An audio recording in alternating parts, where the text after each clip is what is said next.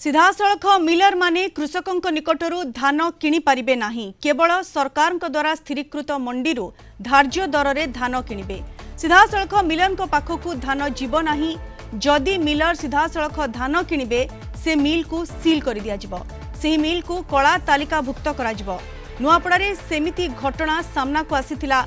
मिल मालिक मंडी धान न किणी 500 क्विंटल धान 1700 टंकारे किणी मौजूद रखिथिला ताकू सील करा जायछि।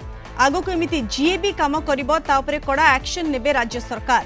चाषी धान बिकिबा पई तरतर हे जाउथिबारु तार सुजोग दलाल माने नेउछंती। चाषी को अपील करुछि टोकन जेउ समय दिया जाउछि सेही समय धान मंडी को आणंतु। सरकार सेही दिन ही तांकोठु धान किनि नेबे।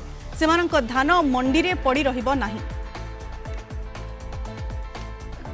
अनेक जगार अभावी बिक्री देखा दौची माने कृषक माने टिके माने तरतर हो जाउचंती बिकिबा पई तार सुजोग नौचंती दलाल माने 1700 टंकारे गोटे जगार धान किणिकी 500 क्विंटाल रखिथिले ताकू सीज करा जायछि नुआपड़ारे।